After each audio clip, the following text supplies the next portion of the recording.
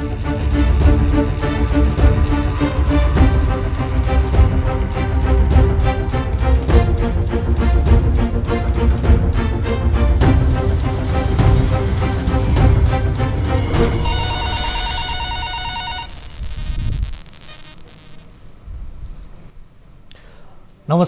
Call 24 मा स्वागत छ। म वीरेन्द्र जैरो। सार्वजनिक पद धारण गरेका व्यक्तिहरूले सरकारबाट दोहोरो सेवा सुविधा लिएर राज्यकोषमा ब्रह्मलुट गरिरहेको पाइएको छ। सरकारी निर्णय अनुसार राज्यकोषबाट दोहोरो सेवा सुविधा लिन पाइँदैन, तर देशका उच्च पदस्थ व्यक्तिहरूले समेत वर्षौंदेखि दोहोरो सुविधा लिइरहेको कुरा नौलो होइन। पछिल्लो समय जनप्रतिनिधिहरूले पनि दोहोरो सुविधा लिइरहेको तथ्य फेला परेको छ। यस्तै दोहोरो सुविधा लिने केही रामेछापका 8 स्थानीय तहका जनप्रतिनिधिहरूको सूची नै कल 24 ले फेला पारेको छ। यसरी सार्वजनिक पद धारण गरेका व्यक्तिले सरकारी नीति नियम विपरीत सरकारी खाताबाट दोहोरो सुविधा लिनु कानुनी अपराध नै मानिन्छ। तर रामेछापका जनप्रतिनिधिलाई यो कानुनले किन छुँदैन? आजको कार्यक्रममा यस सम्बन्धीको विशेष रिपोर्ट पेश गर्नेछौँ। उता महोत्तरीको जनता माध्यमिक विद्यालय बर्दिवासको जग्गामा रहेको मसलाका रुखहरू अभिभावकहरूसँग सल्लाह नै नगरी मनोमानी ढङ्गले बेचेको भन्दै विवाद सृजना भएको छ। विद्यालय व्यवस्थापन समिति र प्रधानाध्यापकको मिलेमतोमा एकलौटी निर्णय गरी कमिसनको लोभमा रुख काट्ने समय नभएका वृक्षलाई काटेर वातावरण नै उजाड बनाएको स्थानीयको आरोप छ। रुख कटान जथाभावी गरिँदा वातावरण नै उजाड हुन थालेको भन्दै उनीहरू यति बेला आक्रोशित बनेका छन्, चर्को रूपमा विरोध समेत गरिरहेका छन्। आजको कार्यक्रममा यस सम्बन्धीको विशेष रिपोर्ट पनि समावेश गर्नेछौँ। यस अलावा तपाईँ दर्शकहरूसँगको प्रत्यक्ष कुराकानीमा हामी जोडिनेछौँ।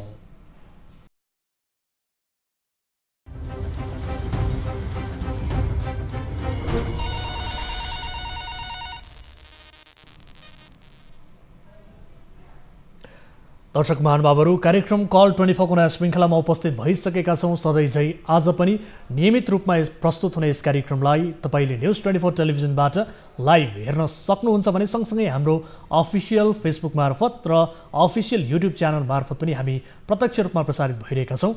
कुनै जिज्ञासाहरू छन्, कुनै गुनासोहरू छन्, कुनै समस्यामा पर्नु भएको छ भने तपाईँले हाम्रो टोल फ्री नम्बर 1660 011 24 24, यसै गरी एनसेल नम्बर 98 015 7 24 24 र भाइबर नम्बर 98 84 011 037 मा कल गर्न सक्नुहुनेछ। आफ्ना गुनासोहरू राख्न सक्नुहुनेछ र विशेष गरी यो कोरोना महामारीको समयमा कुनै आपद विपदमा पर्नु भएको छ भने तपाईँले हामीलाई सम्झन सक्नुहुनेछ। आफ्ना समस्याहरू राख्नुहोला र तपाईँको समस्या समाधानका लागि हामी सम्बन्धित निकायको ध्यानाकर्षण गराउने र थप त्यसको जवाबदेहिता लिने कोसिस गर्नेछौँ। र यति बेला कोही दर्शक जोडिनु भएको छ कार्यक्रमको सुरुवातमै, उहाँसँग कुराकानी गर्छौँ। नमस्कार, को बोल्दै हुनुहुन्छ, कहाँबाट?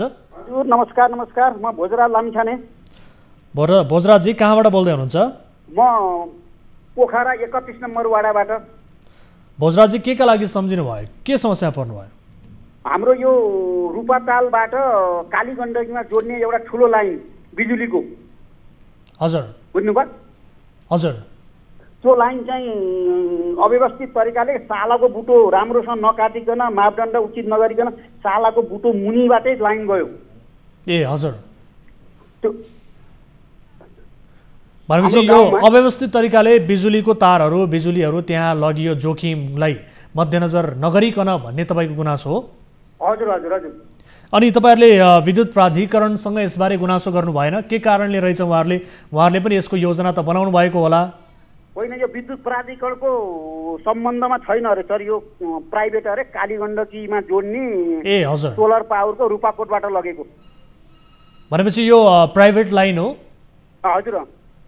अनि यससँग सम्बन्धित व्यक्तिहरू को हुनुहुन्छ त? यससँग सम्बन्धित निकाय को हो त? यो चाहिँ सम्बन्धित एउटा इलाका वन कार्यालयका हाकिम। हजुर।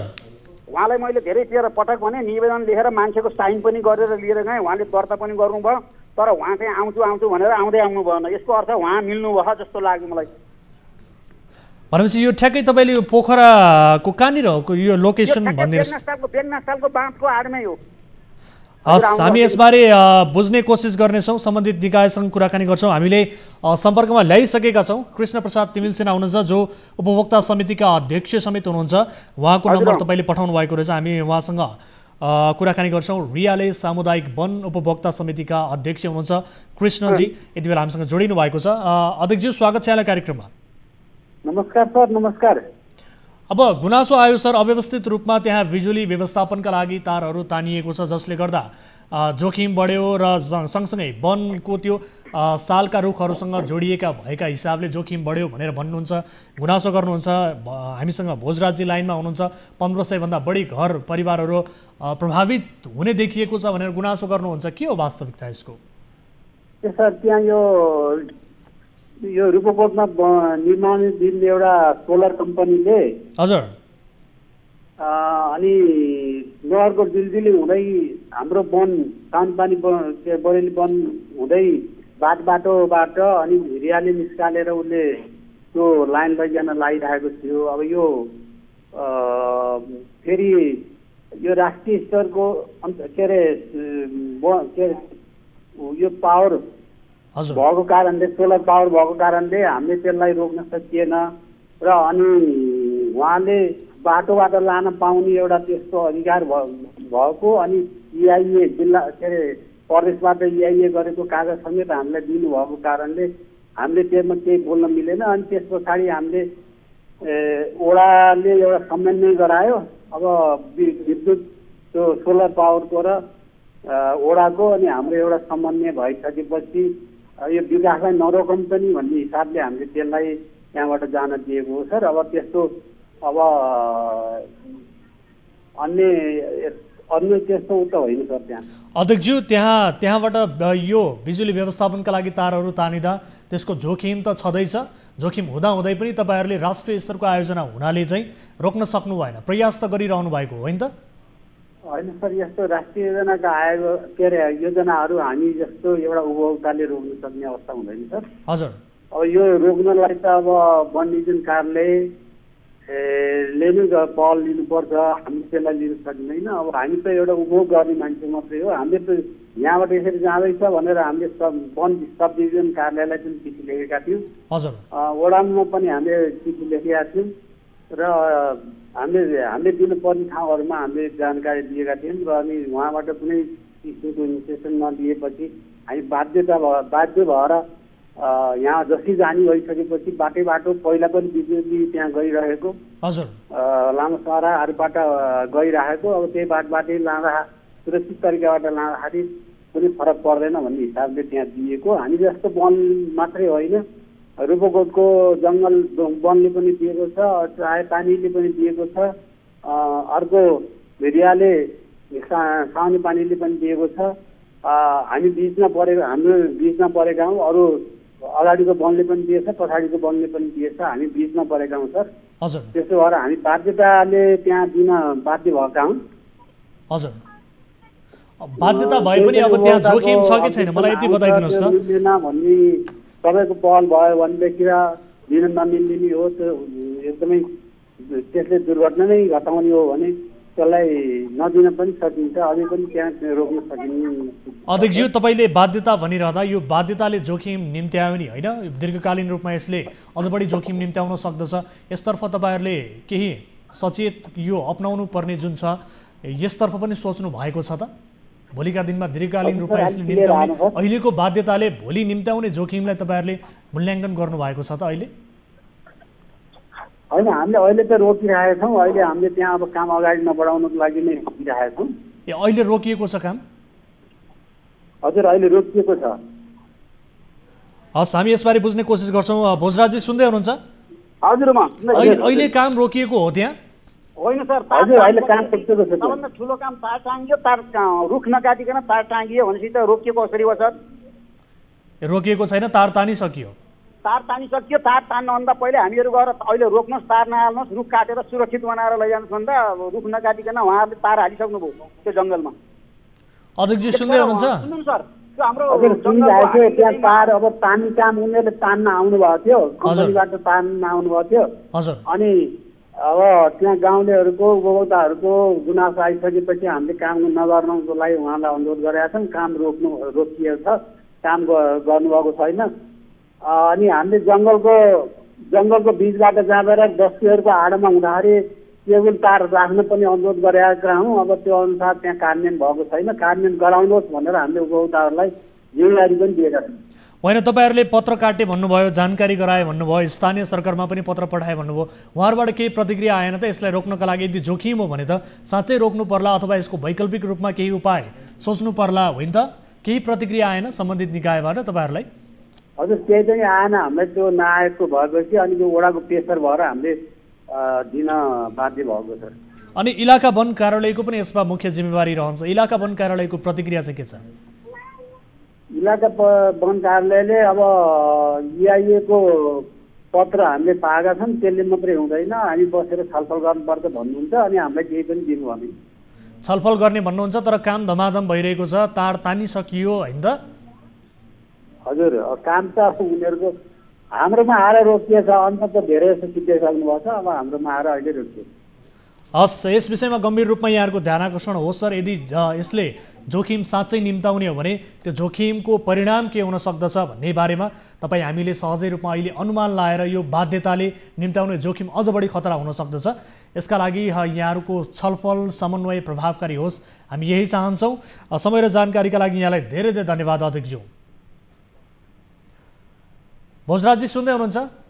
सर सुन्नुहोस्, हाम्रो उपभोक्ता 400 जना छन्। उहाँहरूले चाहिँ 400 जनालाई बोलाउन पर्ने छ। उहाँहरू 4-5 जनालाई सिग्नेचर गरेर दिनुभयो नि सर। सबैलाई बोलाएर दिन्छन् भने त राम्रो थियो नि। हजुर, भनेपछि छलफल तपाईँहरूलाई छलफलका लागि तपाईँहरूलाई समावेश गरिएन, उचित तरिकाले समन्वय भएन, यही भन्न खोज्नु भएको हो? 5 जनाले साइन गरेर दिनुभयो उहाँहरू सुटुक्क। अनि इलाका वन कार्यालयले के भनिरहेको छ? सँगसँगै अब तपाईँले हाकिमलाई मैले निवेदन दिएँ सर, उहाँलाई चाहिँ पटक पटक फोन गरेर म आउँछु, यस्तो गर्न पाइँदैन, यो नियम विरुद्ध छ भनेर उहाँले हुन्न त भन्नुभयो, तर व्यवहारमा उहाँ त्यो गाउँ वहीँ आउनु भएन। ए हजुर, हस्, हामी बुझ्ने कोसिस गरिरहेका छौँ। सँगसँगै इलाका वन कार्यालयका व्यक्तिलाई पनि हामी टेलिफोन सम्पर्क गर्ने कोसिस गरिरहेका छौँ। उहाँहरूको नम्बर पनि हामीसँग छ र हाम्रो टिमका साथीहरूले सम्पर्क गरिरहनु भएको छ। तपाईँको प्रश्नको जवाफ हामी उहाँहरूसँग लिने नै छौँ अहिलेका लागि। भने तपाईँसँग छुट्टिनुपर्ने हुन्छ, किनभने उहाँले फोन उठाइरहनु भएको छैन। यद्यपि उहाँको कुनै व्यस्तता हुन सक्दछ। इलाका वन कार्यालयका कर्मचारीलाई हामी टेलिफोन सम्पर्क गर्ने कोसिस गरिरहेका छौँ, तर लागेको छैन। भोजराजजी, तपाईँको समस्या हामी सम्बन्धित निकायसम्म पुर्याउने कोसिस गर्नेछौँ। समय र जानकारीका लागि यहाँलाई धेरै धेरै धन्यवाद। धन्यवाद सर, धन्यवाद। असाध्यै राम्रो लाग्यो मलाई कार्यक्रम। हस्, थ्याङ्क यू सो मच। दर्शकवृन्द, हामी यसबारे बुझ्ने कोसिस गरिरहेका थियौँ, विशेष गरी उहाँको समस्यालाई लिएर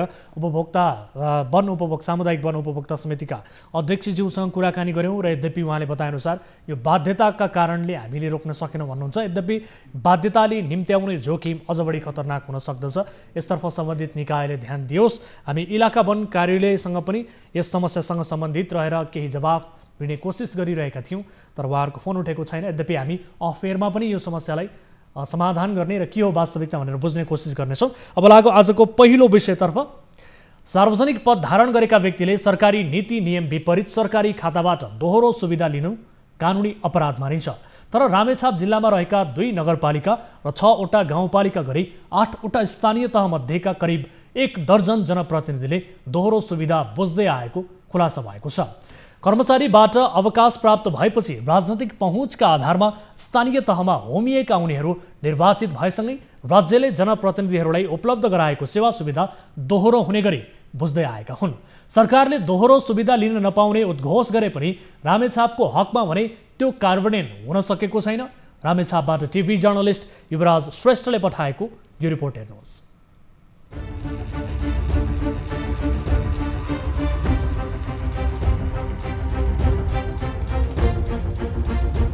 रामेछापका 8वटा स्थानीय तहका जनप्रतिनिधिले दोहोरो सुविधा लिइरहेको खुलासा भएको छ। यसरी दोहोरो सुविधा लिनेहरूमा गोकुलगंगा गाउँपालिका वडा नम्बर 2 ठोसेका वडा अध्यक्ष शेखरमान श्रेष्ठ र वडा नम्बर 3 का रसनालुका वडा अध्यक्ष नरबहादुर कार्की रहेका छन्। ठोसेका वडा अध्यक्ष श्रेष्ठ पूर्व शिक्षक र वडा नम्बर 3 का वडा अध्यक्ष कार्की पूर्व नेपाली सेनाका अवकाश प्राप्त कर्मचारीहरू हुन्। त्यस्तै लेखु तामाकोसे गाउँपालिका वडा नम्बर 3 बेजुरीकोटका वडा अध्यक्ष यमबहादुर महतले पनि दोहोरो सुविधा लिँदै आएका छन्। उनी पूर्व शिक्षकबाट अवकाश प्राप्त कर्मचारी हुन्। त्यस्तै मन्थली नगरपालिकाको वडा नम्बर 2 कर्जोरका वडा अध्यक्ष तरणी शंकर अधिकारी र वडा नम्बर 11 का वडा अध्यक्ष भीमबहादुर मगरले पनि दोहोरो सुविधा बुझ्दै आएका छन्। अधिकारी पूर्व साबिको गाउँ विकास समितिका सचिव पदबाट अवकाश प्राप्त भएका हुन् भने मगर पूर्व प्रहरी हवलदार पदबाट अवकाश प्राप्त कर्मचारी हुन्। त्यस्तै राज्यबाट दोहोरो सुविधा लिने अन्य जनप्रतिनिधिहरूमा खाडादेवी गाउँपालिका वडा नम्बर 2 मझुवाका वडा अध्यक्ष इन्द्रलाल लामा रहेका छन्। त्यसैगरी सोही गाउँपालिका वडा नम्बर 4 पकरवासका वडा अध्यक्ष धनबहादुर मानन्दर रहेका छन्। यी दुई मध्ये लामा पूर्व शिक्षक पदबाट अवकाश प्राप्त कर्मचारी हुन् भने मानन्दर पूर्व सशस्त्र प्रहरीबाट अवकाश प्राप्त व्यक्ति हुन्। कर्मचारी पदबाट अवकाश प्राप्त भएपछि राजनीतिक पहुँचको आधारमा स्थानीय तहमा होमिएका उनीहरू निर्वाचित भएसँगै राज्यले जनप्रतिनिधिहरूलाई उपलब्ध गराएको सेवा सुविधा दोहोरो हुने गरी बुझ्दै आएका छन्। सरकारले दोहोरो सुविधा लिन नपाउने उद्घोष गरे पनि रामेछापको हकमा भने त्यो कार्यान्वयन हुन सकेको छैन। दर्शक महानुभावहरू, रामेछापका 8वटा स्थानीय तहका जनप्रतिनिधिले यसरी दोहोरो सेवा सुविधा लिइरहेको सूची हामीले फेला पारेका छौँ र जस अन्तर्गत हामीले रिपोर्ट मार्फत देखाइसकेका छौँ कसले यो सुविधाको उपभोग गरिरहनु भएको छ। विशेष गरी यसअघि सरकारको सेवा सुविधामा रहेका कर्मचारीहरू जो राजनैतिक पहुँचका आडमा उहाँहरू निर्वाचित हुनुभयो, जनप्रतिनिधि बन्नुभयो र त्यस पछाडि पेन्सन खाइरहेकै अवस्थामा पनि अहिले सरकारले जनप्रतिनिधिहरूका लागि प्रदान गरिने जति पनि सेवा सुविधाहरू छ त्यो समेत उपभोग गरिरहनु भएको छ। यद्यपि सरकारले सार्वजनिक पद धारण गरेका व्यक्तिहरूले यसरी दोहोरो रूपमा सेवा सुविधा लिन पाइँदैन भनेर भनेको छ र यसलाई कानुन विपरीत समेत मानेको छ। यस सम्बन्धी हामी थप कुराकानी गर्ने कोसिस गर्दछौँ। विशेष गरी दोहोरो सेवा सुविधा भनेको के हो भन्ने विषयमा पनि धेरै आम दर्शक महानुभावहरूलाई एउटा अन्यल हुन सक्दछ। यसबारे पनि क्लियर हुने गरी हामी केही कुराकानी गर्ने कोसिस गरिरहेका छौँ। यति बेला हामीसँग जोडिनु भएको छ यस विषयमा थप कुराकानी गर्न, जानकारी दिनका लागि र दोहोरो सेवा सुविधा के हो र यो कसरी उपभोग गरिन्छ, नेपालमा पछिल्लो समय यसको अवस्था के छ, यो कानुन विपरीत रहँदा यसलाई कारबाहीको प्रक्रियामा कसरी लान सकिन्छ, कसरी उजुरी गर्न सकिन्छ, यसबारे समग्र जानकारी दिन्छौँ। यति बेला हामीसँग जोडिनु भएको छ अख्तियार दुरुपयोग अनुसन्धान आयोगका प्रवक्ता नारायण प्रसाद रिसाल हाम्रो सम्पर्कमा हुनुहुन्छ। प्रवक्ताज्यू, स्वागत छ यहाँलाई कार्यक्रममा। हजुर, नमस्कार। अब दोहोरो सेवा सुविधा लिएको बारे हामीले जनप्रतिनिधिहरूले विशेष गरी लिएको बारे रिपोर्ट पनि देखाएका छौँ। रामेछापको यो घटनाको विषयमा केही बेरमा यहाँसँग कुराकानी गरौँला। विशेष गरी यो दोहोरो सेवा सुविधा भन्नाले के बुझिन्छ यहीँबाट सुरु गरौँ, किनभने कानुनले यसलाई कानुन विपरीत मानेको छ। दोहोरो सेवा सुविधा लिन पाइँदैन भनेको छ। आम दर्शकहरूलाई बुझ्ने गरी भनिदिनुहोस् न प्रवक्ताजी, दोहोरो सेवा सुविधा भन्नाले के बुझिन्छ, कस्तो अवस्थामा यो यसलाई भनौँ न व्याख्या गरिन्छ, यसबारे बताइदिनुहोस् न। हजुर, अब दोहोरो सेवा सुविधाको कुरा गर्नुभयो तपाईँले होइन, जस्तै कसैले चाहिँ कानुन बमोजिम लिन नमिल्ने सुविधा लिएको छ भने त्यसलाई चाहिँ दोहोरो सेवा सुविधा भन्न सकिने भयो। त्यसको परिभाषा पनि अब सम्बन्धित क्षेत्रको कानुनले चाहिँ परिभाषित गर्ने हो। कस्तो खालको सुविधा लिइराखेको व्यक्तिले अर्को कुनै पदमा नियुक्ति भयो भने त्यसमा चाहिँ लिन मिल्ने नमिल्ने भनेर चाहिँ सम्बन्धित कानुनले व्याख्या गर्ने हुन्छ। यदि कानुन बमोजिम लिन मिल्दैन भनेर उल्लेख भएको सुविधाहरू चाहिँ कसैले लिएको छ भने त्यसलाई चाहिँ दोहोरो सुविधा लिएको र त्यो त्यसरी लिएको दोहोरो सेवा सुविधा चाहिँ यो चाहिँ अब आर्थिक अनियमितताको हिसाबले पनि आउँछ। अब कहिलेकाहीँ कतिपय कानुनहरू चाहिँ त्यस्ता विषयमा साइलेन्ट बसिएको पनि हुन्छ। त्यसमा चाहिँ यो लिन नमिल्ने भनेर स्पष्ट रूपमा कानुनमा नलेखिएको, तर अब कतिपय अवस्थामा चाहिँ पहिले कार्यरत भएको अवस्थामा अथवा त्यसबाट अवकाश भइसकेको अवस्थामा चाहिँ कुनै सुविधा पाइरहेको हुन्छ र चाहिँ अर्को कुनै नियुक्ति भयो भने त्यसमा लिँदा पनि सामान्य बुझाइमा त्यसलाई पनि दोहोरो सेवा सुविधा भन्ने गरिन्छौँ, बुझ्ने गर्छौँ हामीले। तर त्यसरी नियुक्ति हुँदाखेरि पहिलेको सेवा सुविधा चाहिँ लिनु हुँदैन अथवा मिल्दैन भनेर कानुनमा स्पष्ट लेखिएको छ भने त्यो कुरा चाहिँ कानुन बमोजिम पनि आर्थिक रूपमा चाहिँ अनियमितता अथवा हिनामिनाको विषय हुन्छ। आयोगको पनि त्यसमा चाहिँ अब हुन सक्छ। तर अब कानुनले यसमा चाहिँ लिनु हुँदैन दोहोरो सेवा सुविधा भनेर नभनेको अवस्थामा चाहिँ त्यो चाहिँ अब सम्बन्धित सार्वजनिक पदाधिकारीको त्यो एउटा चाहिँ नैतिकताको प्रश्न पनि हुन्छ। किनभने राज्यलाई कुनै चाहिँ योगदान गरेको आधारमा एउटा सुविधा चाहिँ लिइराखेको छ, अवकाश सुविधा होस् अथवा कुनै सुविधा लिइराखेको छ र चाहिँ पछि फेरि नियुक्ति हुँदाखेरि अब त्यो पदले पाउने सुविधा पनि पाउनेछ। कानुनमा नपाउने भनेर स्पष्ट नलेखिएको भए तापनि त्यो चाहिँ एउटा सार्वजनिक पदमा आइसकेपछि जनताप्रतिको एउटा उत्तरदायित्व र त्यो नैतिकताको हिसाबले पनि त्यसलाई चाहिँ अब सम्बन्धित व्यक्तिले अथवा त्यो सार्वजनिक पदाधिकारीले नै लिन पाइँदैन, त्यसलाई चाहिँ उ गर्नुपर्ने अवस्था नलिनुपर्ने अवस्था हुन्छ। हजुर। कानुन बमोजिम कानुनले चाहिँ नलिने भनेर तोकिएको छ भनेदेखि त्यो चाहिँ आर्थिक अनियमितता नि हो र चाहिँ कानुन साइलेन्ट बसेको छ अथवा कानुनले लिन मिल्ने अथवा नमिल्ने बोलेको छैन भने त्यो विषय भनेको चाहिँ अलिकति नैतिकताको प्रश्नतर्फ जान्छ होला जस्तो लाग्छ। अब प्रवक्ताज्यू, विशेष गरी यसअघि पनि उच्च पदस्थ व्यक्तिहरूले मुलुकमा दोहोरो सेवा सुविधा लिएको बारे थुप्रै दृष्टान्तहरू छँदैछन् र सँगसँगै सरकारले त्यो सेवा सुविधा लिनेहरूलाई फिर्ता गराएको यस किसिमका दृष्टान्तहरू पनि छन्। अब पछिल्लो समय स्थानीय तहमा पनि यो प्रवृत्ति मौलाउँदो छ। जो यसअघि अवकाश पाएका व्यक्तिहरू हुन्, उनीहरू जनप्रतिनिधि भएका छन्, ती जनप्रतिनिधिहरूले दोहोरो सेवा सुविधा लिइरहेका छन्। अहिले पछिल्लो समय स्थानीय सरकारमा यसको अवस्था के छ? दोहोरो सेवा सुविधा उपभोग गर्नेहरूको अवस्था के छ, तथ्याङ्क के छ, यसबारे केही बताउन सकिन्छ? अब यसमा चाहिँ अब तपाईँले जुन भन्नुभयो, अब मलाई जानकारी भएअनुसार जस्तै कुनै चाहिँ कर्मचारीबाट अथवा चाहिँ कुनै पदमा चाहिँ पहिले काम गरेको आधारमा उहाँले कुनै सेवा सुविधा पाइराख्नु भएको छ र जनप्रतिनिधिको रूपमा आउनुभएको छ भने त्यो दोहोरो नपाउने भनेर स्पष्ट रूपमा कानुनमा उल्लेख भएको अवस्था छ भनेदेखि त्यो चाहिँ अब त्यसरी लिन मिल्दैन। तर त्यसरी कसरी लिइरहेको छ, के छ भनेर हामीले त्यसको तथ्याङ्क चाहिँ हामीसँग आयोगसँग छैन। कसैले लिन नमिल्ने भनेको सुविधा लिएको छ भने आयोगमा त्यस्तो खालका चाहिँ विषयमा तपाईँहरू अथवा तपाईँ श्रोताहरूलाई त्यस्तो जानकारी छ जुन चाहिँ कानुन बमोजिम लिन मिल्दैन भनेर उल्लेख भएको छ तर लिइरहेको अवस्था छ भने अब आयोगमा चाहिँ उजुरी गर्न सकिन्छ र उजुरी परिसकेपछि त्यसमा अनुसन्धानबाट के देखिन्छ, अनुसन्धानबाट देखिए बमोजिम मात्रै चाहिँ अगाडि बढ्न सकिने अवस्था हुन्छ। त्यसरी कतिले दोहोरो सुविधा लिएको छ भनेर तथ्याङ्क अथवा त्यो चाहिँ हामीले त्यसरी त्यो तथ्याङ्क चाहिँ हामीसँग छैन। अब प्रवक्ताज्यू, उजुरीकै कुरा गरौँ। उजुरी दिने प्रक्रिया चाहिँ के हुन्छ? यदि कहीँ कतै त्यस्तो फेला पर्यो, आम नागरिकले पनि उजुरी गर्न सक्लान् यो विषयमा, होइन? उजुरी दिने प्रक्रिया चाहिँ के हुन्छ?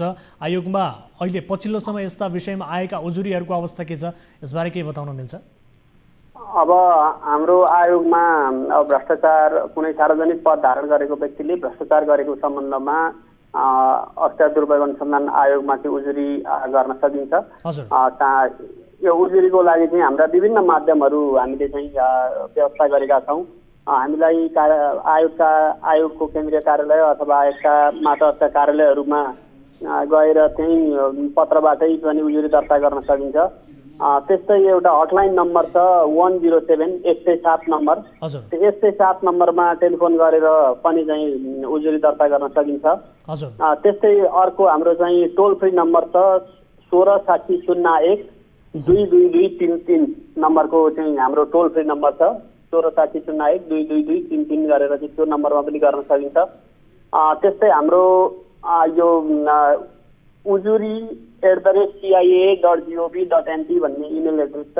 ujuri@cia.gov.np भन्ने यो इमेल एड्रेस छ। यसमा गएर पनि हजुरहरूले चाहिँ उजुरी गर्न सक्नुहुन्छ आदरणीय श्रोताहरूले। अर्को चाहिँ हाम्रो वेबसाइट छ cia.gov.np, त्यसमा पनि अनलाइन उजुरी दिने व्यवस्था पनि छ। यसरी विभिन्न माध्यमहरू हामीले उजुरीको लागि राखेका छौँ र यदि कसैले कानुन विपरीतका सुविधा दिएको छ अथवा चाहिँ कतै चाहिँ भ्रष्टाचारजन्य काम भएको छ, त्यो विकास निर्माण होस् अथवा सेवा प्रवाह होस् अथवा कुनै निर्णयमा भनेदेखि यी नम्बरहरूमा यी विभिन्न माध्यमहरूमा चाहिँ उजुरी गर्न सक्नुहुनेछ र उजुरी आएपछि हामीले त्यसमा चाहिँ छानबिन गर्ने, अनुसन्धान गर्ने र यदि कोही दोषी देख्यो भने चाहिँ आवश्यक कारबाहीको लागि चाहिँ अगाडि बढाउँछौँ। प्रवक्ताज्यू, रामेछापको प्रसङ्ग हामी जोडौँ। विशेष गरी रामेछाप जिल्लाका 8वटा स्थानीय तहको जनप्रतिनिधिहरू जति छन् उहाँहरूको करिब 1 दर्जन जनप्रतिनिधिहरूको हामीसँग सूची नै छ। हामीले भर्खरै दर्शकहरूलाई रिपोर्ट मार्फत पनि प्रस्तुत गऱ्यौँ। कोही पूर्व शिक्षक छन्, कोही पूर्व सेना, सँगसँगै कोही गाउँ विकास समितिका सचिव पनि छन्, साविकको गाउँ विकास समितिका सचिव। उहाँहरू अहिले जनप्रतिनिधि हुनुभएको छ। उहाँहरूले दोहोरो सेवा सुविधा, जनप्रतिनिधिले पाउनुपर्ने सेवा सुविधा सबै उपभोग गरिरहनु भएको छ। यसलाई लिएर के भन्ने? अब यसमा चाहिँ मैले यो चाहिँ अब अहिले तपाईँले जुन जनप्रतिनिधिले लिने सेवा सुविधाको विषयमा मात्रै केन्द्रित भएर मैले अहिले कुनै धारणा भन्न चाहन्न, किनभने उहाँहरूले लिने सेवा सुविधा निर्धारण गर्ने कानुनमा पेश भएर चाहिँ हेर्नुपर्ने हुन्छ, होइन?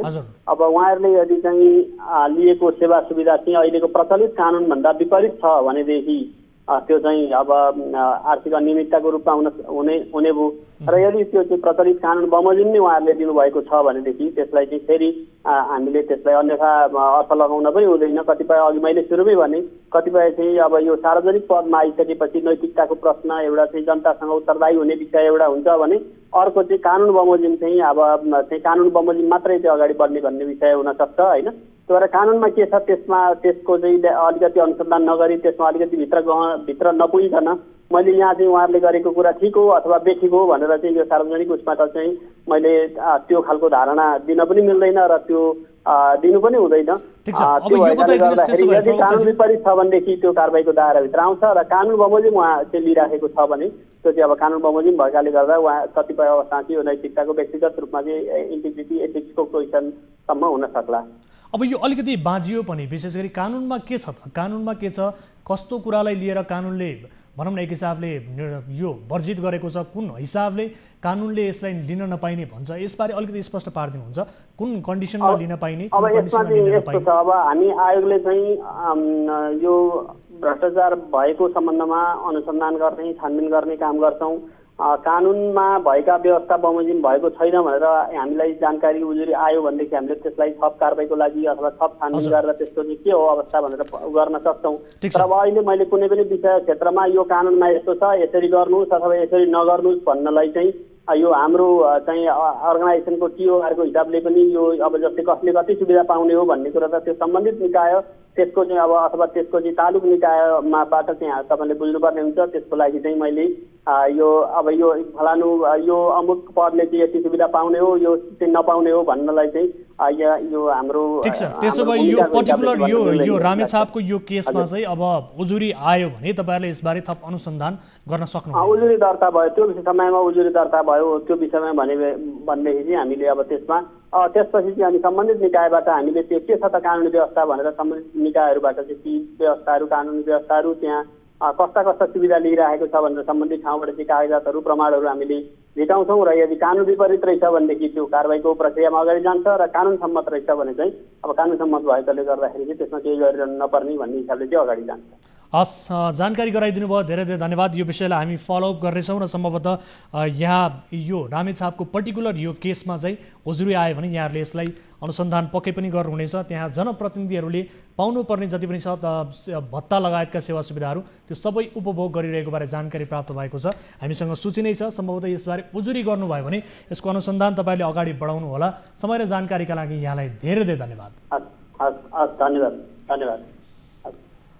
दर्शकबिन दोहोरो सेवा सुविधा लिनेहरूको सूची हामीले प्रस्तुत गरेका छौँ। यद्यपि उहाँहरूले वर्षौँदेखि यो सेवा सुविधा जनप्रतिनिधिले पाउनुपर्ने सेवा सुविधा उपभोग गरिरहनु भएको छ। एउटा सुविधा मात्र होइन त्यहाँ पाउनुपर्ने जनप्रतिनिधिले जे जस्तो सुविधाहरू उपभोग गर्छन् त्यो सबै सेवा सुविधाहरू उपभोग गरिरहेको अवस्था छ। हामीलाई जानकारी प्राप्त अनुसार हामीले सूची पनि देखाएका छौँ र सँगसँगै हामीले दोहोरो सेवा सुविधा भनेको के हो कस्तो केसमा यसलाई लिएर उजुरी गर्न सकिन्छ उजुरी गर्ने प्रक्रियाहरू के हुन्छ यसबारे पनि प्रवक्ताज्यूले जानकारी दिनुभएको छ। र विशेष गरी कहीँ कतै यस्तो फेला पार्नुभयो भने तपाईँले उजुरी गर्नका लागि 1660-1-222-33 नम्बरको यो टोल फ्री नम्बरमा आयोगको टोल फ्री नम्बर रहेको छ र सँगसँगै वेबसाइट मार्फत पनि आफूहरूले उजुरी गर्न सक्नुहुनेछ र त्यस पछाडि आयोगले यसको सत्य तथ्य रूपमा छानबिन गर्न सक्नेछ भन्ने जानकारी प्राप्त भएको छ। र यो विषयलाई हामी फलोअप गर्नेछौँ र रामेछापमा रहनुभएका स्थानीय नागरिकहरूलाई हामी अनुरोध गर्न चाहन्छौँ यदि यहाँहरूले उजुरी गर्नुभयो अथवा कुनै पनि निकायबाट उजुरी हुन सक्यो भने यस उप कारबाही हुन सक्दछ भनेर भर्खरै हामीलाई प्रवक्ताज्यूले जानकारी दिनुभएको छ र यो विषयलाई हामी फलोअप गर्नेछौँ भन्दै यति बेला कोही दर्शक हामीसँग जोडिनु भएको छ। नमस्कार, को बोल्दै हुनुहुन्छ कहाँबाट? हजुर नमस्कार, कहाँबाट को बोल्दै हुनुहुन्छ? हजुर कहाँबाट को बोल्दै हुनुहुन्छ? हजुर म विराटनगरबाट। विराटनगरबाट। यहाँको शुभ नाम? शुभ नाम खिरप्रसाद खतिवडा। हजुर खतिवडाजी के समस्यामा पर्नुभयो के का लागि सम्झिनु भयो? म यो स्वास्थ्यको लागि हजुर यो स्वास्थ्य बिमा गरेको थियो कि हजुर। स्वास्थ्य बिमा? हजुर हजुर के भयो भन्नुहोस् त आफ्नो गुनासो राख्नुहोस्। हजुर हजुर भन्नुहोस् न के समस्या थियो के गुनासो थियो? स्वास्थ्य बिमा हजुर हामीले गराएको थियो यो कोशी अञ्चल हस्पिटल। हजुर कतिवटाजी सुन्दै हुनुहुन्छ? हजुर सुन्दैछु। तपाईँले टेलिभिजन अन गर्नुभएको छ, टिभी अन गर्नुभएको छ? हजुर अन गर्नु हजुर हजुर हो, त्यो टिभी अन गर्नुभएको छ भने कृपया त्यो टिभी बन्द गरेर हामीसँग कुराकानी गर्नु होला है। हस् हस् हस् हस् हस् ल बताउनुहोस् त, आफ्नो समस्या राख्नुहोस् त। त्यो हामीले 3500 को बिमा गरेको हजुर। हजुर 3500 को बिमा गर्दाखेरि के भयो भनेदेखि अब यो हामीले प्राइभेटमा पहिला स्टेप कोसीमा जाने, कोसीले जहाँ लेखिदियो तपाईँहरूले बिमा दिने ठाउँमा गएपछि तपाईँहरूले सुविधा पाउँछु भनेर अहिलेसम्म हामीले गरेर राखेकै थियो। हजुर प्राइभेटमै सञ्जीवनी हस्पिटलमा अब अथवा विराटमा यहाँ दिने ठाउँमा हामीले जहाँ गए पनि हुने थियो। अब यो साउनदेखिबाट हामीले त्यो बिमा कोसीमै जानुपर्ने। हजुर अब त्यहाँबाट हुँदैन भन्ने जस्तो कुरा त्यहाँ भयो र अब यसको लागि के रहेछ भनेर एकचोटि हामीले के गर्नु। अब हामीलाई त्यो प्राइभेटमा जाँदा बिहान बुढाबुढी हाम्रो अब 4 बजे जाँदाखेरि फास्टिङ सुगर जताउनलाई 4 बजे जाँदा पनि उहाँहरूले त्यो रगत निकालिदिने अनि हामीलाई सजिलो हुने। हस्पिटलमा जाँदा अब हामीलाई 10 बजे हस्पिटल खुल्दाखेरि हामीलाई भोको प्यास गरेर बुढाबुढी मान्छे त्यो हामीले त्यहाँ त्यो फास्टिङ लिने पनि हाम्रो सम्भव भएन। हजुर भनेपछि तपाईँहरूले पहिला कोसी के गर्न खोजेको रहेछ एकचोटि हजुर सम्बन्धित निकायलाई एकचोटि जानकारी गराइदिनुहुन्छ कि भन्ने कुरा गरेको।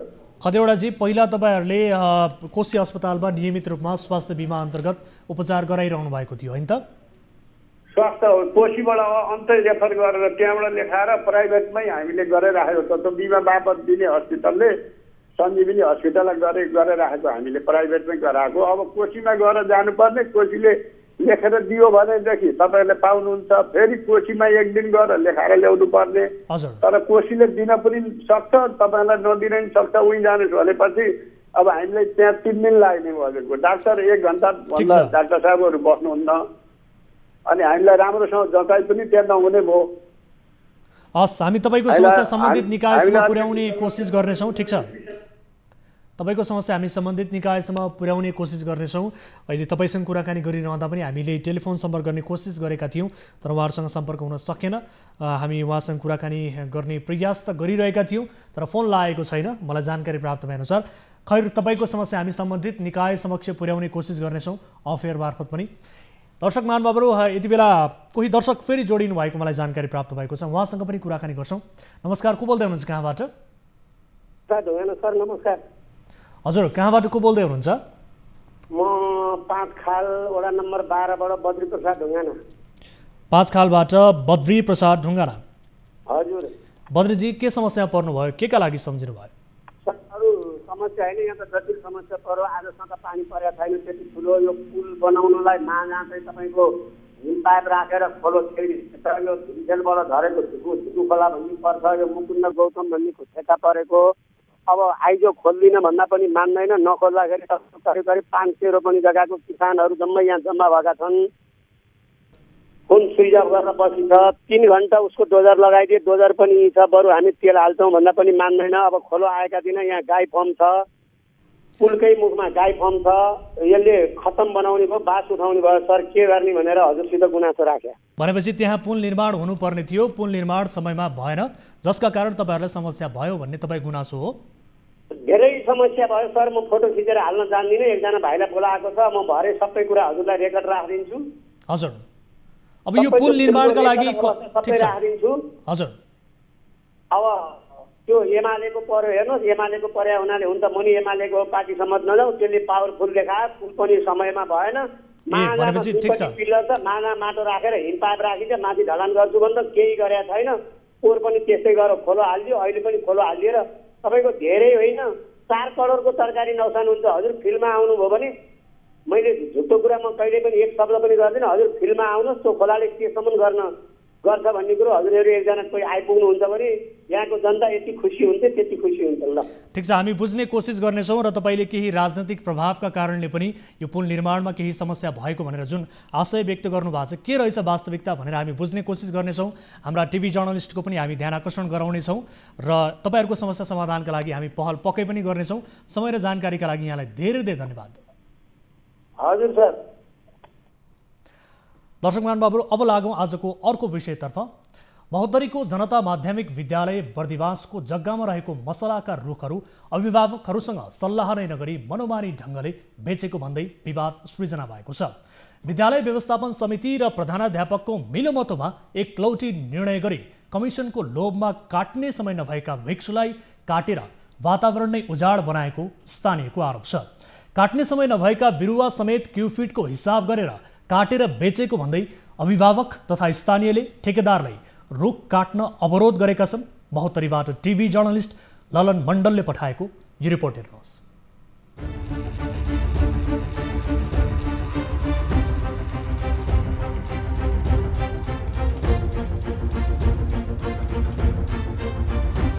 महोत्तरीको जनता माध्यमिक विद्यालयको नाममा रहेको 5 बिघा 12 कट्ठा जग्गामा 2072 सालमा करिब 5000 मसलाका बिरुवा विद्यालय र अभिभावकको प्रयोजनका लागि लगाइएको थियो। तर अहिले विद्यालय व्यवस्थापन समिति र प्रधानाध्यापकको मिलेमत्वमा एकलौटी निर्णय गरी कमिसनको लोभमा काट्ने समय नभएका वृक्षलाई काटेर बेच्न थालेपछि अभिभावकहरूले विरोध गरेका छन्। काट्ने समय नभएका समेत रुख कटान गरी वातावरण नै उजाड बनाइएको स्थानीयको आरोप छ। अनियमितता ढङ्गले काम गरिएको देखियो र एउटा विद्यालयलाई चाहिँ आघात पुग्ने खालको चाहिँ व्यवहार गरेको देखियो। व्यवस्थापन समिति पनि नभएको अवस्थामा एउटा चाहिँ अवसर छोप्ने तरिकाले कमाउने उद्देश्यले भ्रष्टाचार गर्ने उद्देश्यले यसमा वडा अध्यक्ष लगायत हाम्रा चाहिँ नगरका चाहिँ प्रमुख मेयर लगायत यिनीहरूले चाहिँ अलिकति भ्रष्ट गरेको देखेपछि हामीलाई असह्य भयो र त्यसको रोकथामको लागि र कारबाहीको लागि हामी यस ठाउँमा उपस्थित भएर हामीले चाहिँ हाम्रा कुराहरू जाहेर गरेका छौँ र उनीहरूलाई कारबाही कडाभन्दा कडाई कारबाहीको माग हामी राख्छौँ। 2 लाखमा वृक्षारोपण गरिएको थियो भने अहिले चाहिँ आएर 2,40,000मा चाहिँ बिक्री वितरण गरेर अवैध रूपमा 6 वर्षपछि चाहिँ अवैध रूपमा चाहिँ कटान भएको छ र मेयर लगायत स्कुलको प्रशिक्षक प्रधानाध्यापकले चाहिँ उहाँको मिलेमतोमा चाहिँ अवैध रूपमा यो गाछी कटान गरिएको छ।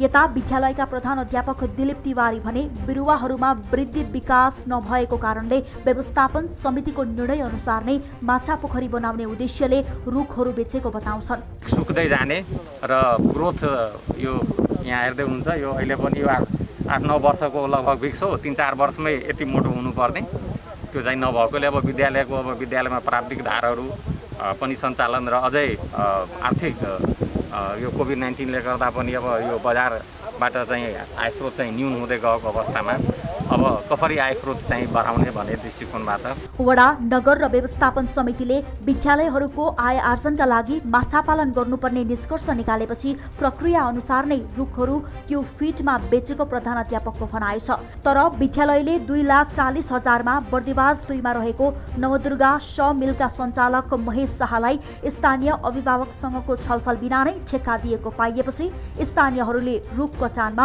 अवरोध गरेका छन्।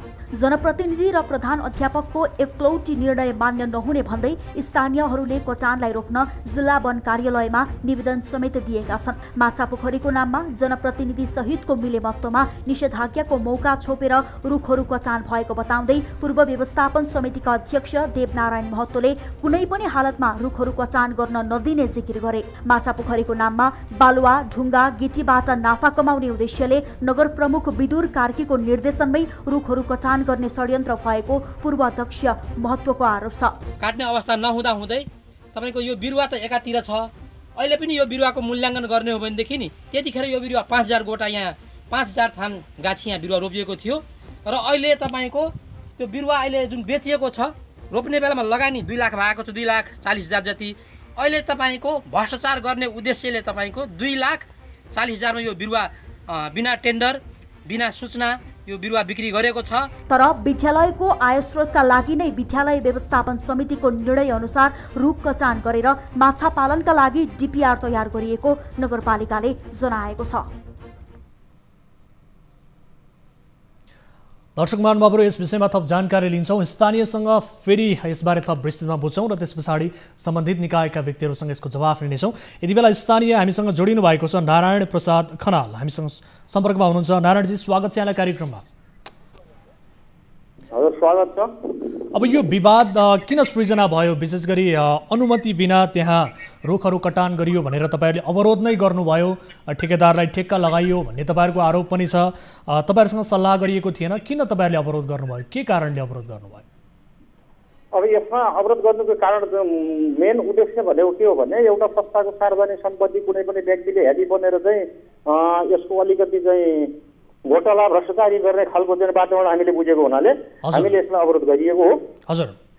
र अहिले पनि तपाईँको वनबाट चाहिँ कर्मचारीहरू आउनु भएको छ 2 जना। उहाँहरूले चाहिँ अहिले हामीलाई के सुझाव दिनु भने यो वन क्षेत्रभित्र हाम्रो अधिकारभित्र पर्दैन, त्यो चाहिँ यहाँको समितिले जे पनि गर्न सक्छ र हामीबाट चाहिँ केही पनि छैन भन्ने खालको चाहिँ सन्देश हामीले अहिले भर्खर यहीँ दिनुभयो। म यहीँ घटनास्थलमै छु।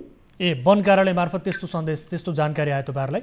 हजुर हजुर, वन कार्यालयको स्टाफहरू कर्मचारीहरू यहाँ आउनु भएको छ, त्यस्तो खालको चाहिँ आदेश हामीले सुन्यौँ र अहिले म पनि यो घटनास्थलमै छु। भनेपछि उहाँले वनको अनुमति नलिए पनि हुँदो रहेछ, समितिले आफ्नो निर्णय अनुसार यो काठहरू काट्न पाउँदो रहेछ भन्ने तपाईँलाई जवाफ दिनुभयो हो? हजुर, त्यो जवाफ हामीले पाइसक्यौँ। मैले हामी धेरै यहाँ आम उपभोक्ताहरू हामी धेरैजना जम्मा भएका छौँ। त्यो बिचमा बसेर उहाँहरूले चाहिँ हामीलाई त्यस्तो खालको चाहिँ निर्देशन दिनुभयो। अब हामीले वनले हेर्ने कुरो केही पनि छैन, हामी वनले हेर्न मिल्दैन भनेर उहाँले एउटा ऐन किताब पनि लिएर आउनु भएको छ, त्यो पढेर सुनाउनु भयो। अनि त्यो पढेर सुनाएपछि हामीसँग अधिकार केही पनि छैन। अब यो चाहिँ तपाईँको के छ भने विद्यालयले अथवा त्यो समितिले निर्णय गरेर बर बिक्री गर्न पाउँछ। अब नारायणजी विशेष गरी विद्यालय ढङ्गले तपाईँहरू रोक्ने भए रोक्नुहोस्, हाम्रो तर्फबाट यो चाहिँ रोकावट हुँदैन भन्ने खालको चाहिँ निर्देशन हामीलाई दिनुभयो।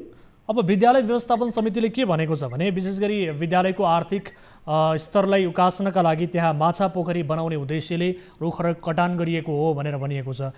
त्यसो भए तपाईँहरूको आपत्ति चाहिँ किन त नि? हजुर, यसमा के छ भने यस्ता विद्यालयको बाहनामा नगरको बाहनामा यहाँ 50 पोखरीहरू खनिए, त्यसमा माछा छन् कि गोही छन् कि त्यसको अवलोकन गरेर हेर्नुपर्ने अवस्था छ। अब यहाँ खनेर के गर्ने भन्ने चाहिँ अब यहीँ घटनास्थलमा आएर त्यसको अवलोकन गरेर हेर्न चाहिँ अलिकति जरुरी हो कि भन्ने लाग्छ सर मलाई। हस्, हामी यसबारे बुझ्ने कोसिस गर्नेछौँ। तपाईँले आफ्नो गुनासो राख्नुभयो, अन्य स्थानीयहरूको प्रतिनिधित्व गर्दै जुन गुनासो राख्नुभएको छ यसका लागि धन्यवाद। हामी सम्बन्धित निकायका व्यक्तिहरूसँग टेलिफोन सम्पर्क गरेर छोटो कुराकानी गर्ने कोसिस गर्नेछौँ। तपाईँसँग अहिलेका लागि छुट्टिन्छौँ।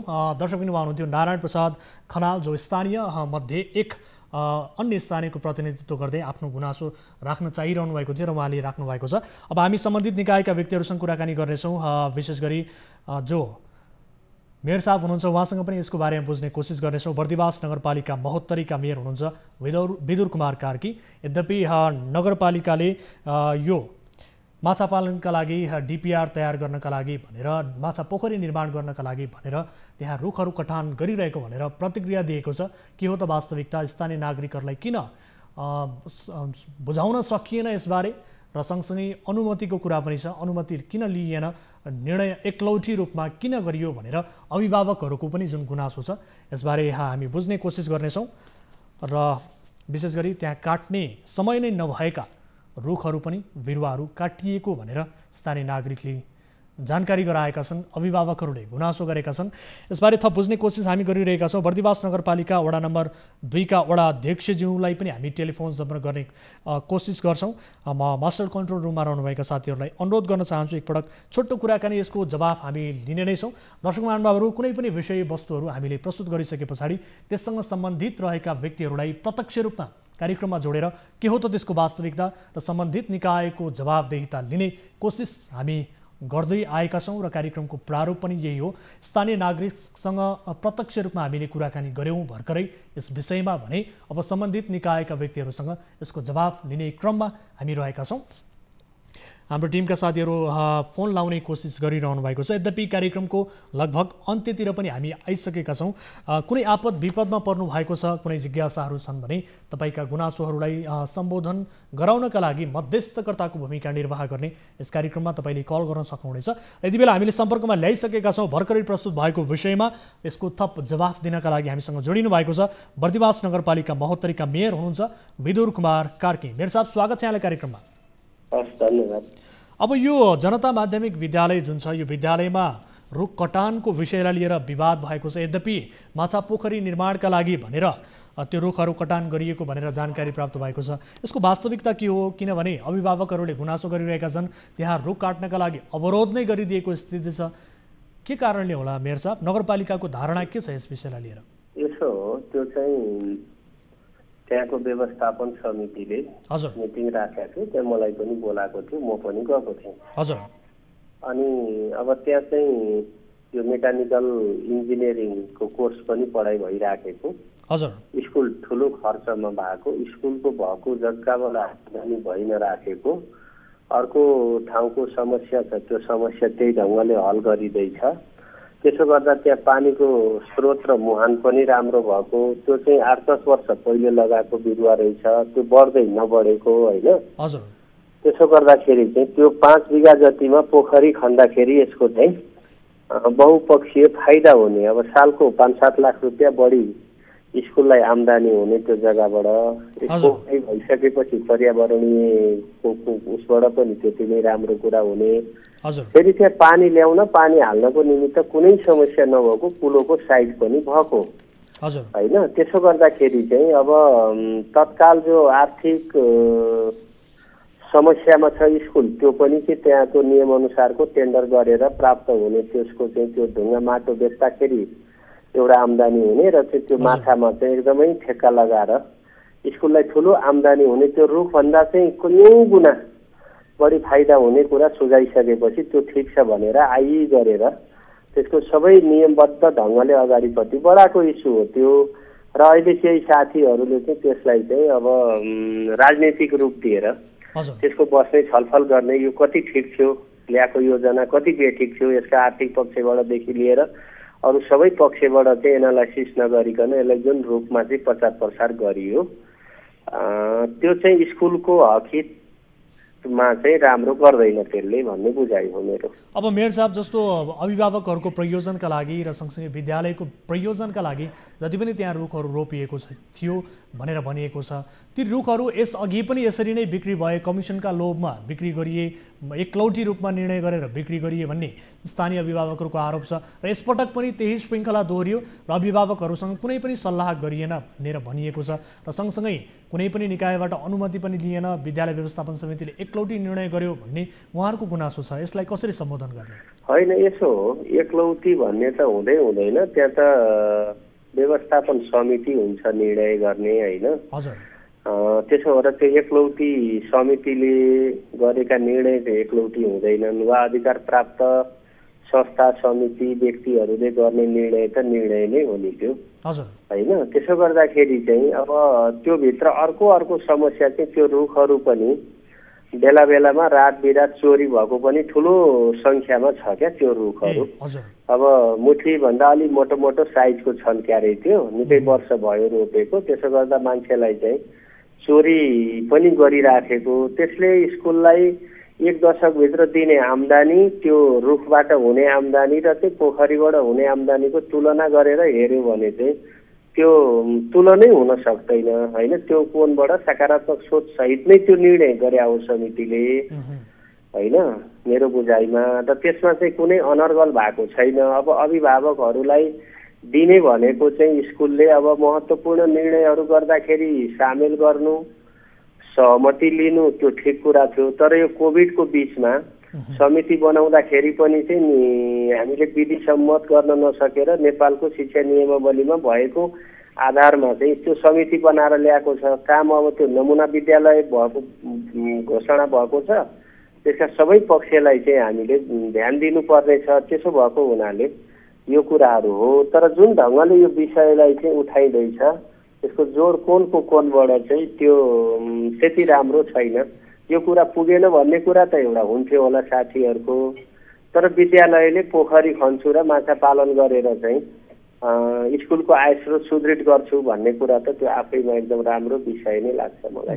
त्यसो भए अब स्थानीय नागरिकलाई, अभिभावकहरूलाई सम्झाउन नसकिएको हो कि कमी कमजोरी त पक्कै भयो, अब यसको समाधान कसरी निस्किन्छ त? तपाईँले आफ्नो तर्फबाट भूमिका चाहिँ के निर्वाह गरिदिनुहुन्छ? होइन, त्यहाँ विषय उठेको छ। मैले त्यहाँ व्यवस्थापनका साथीहरूलाई र हेडमास्टरलाई अहिले यहाँ बोलाएको छु होइन। उहाँहरूसँग म सबै कुरा बुझ्छु। अब त्यो आएको कुराहरू भन्दा नि यथार्थ कहाँ छ त यो कुरा भनेर बुझ्छु र जसले विषय उठाएको छ नि त त्यो साथीहरूलाई पनि बोलाएर यो हल गर्ने दिशामा पहल गर्छु मैले। होइन। त्यो चाहिँ स्वायत्त संस्था जस्तै हो, उसले निर्णय गर्न पाउने अधिकार हो त्यो। त्यसो भएर सम्पत्ति विनाशको कुरा होइन, उसले चाहिँ थप आय आर्जन गरेर स्कुललाई सुदृढ बनाउँदै लाने योजना अन्तर्गत यो कुरा भएकोले त्यो कुरा सबैले बुझिदिनुपर्छ भन्ने हो मेरो कुरा। हस्, र सँगसँगै स्थानीय अभिभावकले गुनासो गरे अनुसार केही त्यस्तो व्यवस्थापन समितिको यो निर्णय सकारात्मक हुँदाहुँदै पनि यसमा पनि केही बदनियत देखिएको छ कि यसतर्फ पनि बुझिदिने कोसिस गर्नुहोला। समय र जानकारीका लागि यहाँलाई धेरै धेरै धन्यवाद। हस्, धन्यवाद। दर्शक महानुभावहरू, यिनै विषयहरूसहित आजका लागि कार्यक्रमको निर्धारित समय सकिएको छ। कार्यक्रममा उठेका विषयहरूलाई प्रत्यक्ष रूपमा के हो त त्यसको वास्तविकता भनेर बुझ्ने र कुनै पनि विषयको समाधानतर्फ उन्मुख हुने यस कार्यक्रममा हामीले आज केही विषयहरू प्रस्तुत गऱ्यौँ। आगामी श्रृङ्खलामा फेरि पनि कार्यक्रममा उठेका विषयहरूलाई रिपोर्ट मार्फत प्रस्तुत गर्दै त्यसको समाधान खोज्ने प्रयास निरन्तर जारी राख्नेछौँ। कुनै आपद विपदमा पर्नु भएको छ, कुनै जिज्ञासाहरू छन्, कुनै जानकारीहरू गराउनु पर्नेछ भने हाम्रो टोल फ्री नम्बर 1660 011 2424, एनसेल नम्बर 980157 2424 र भाइबर नम्बर 9884 011 037 तपाईँका लागि 24 घण्टा खुला रहनेछ। हामी निरन्तर न्युजमा छौँ। नमस्ते।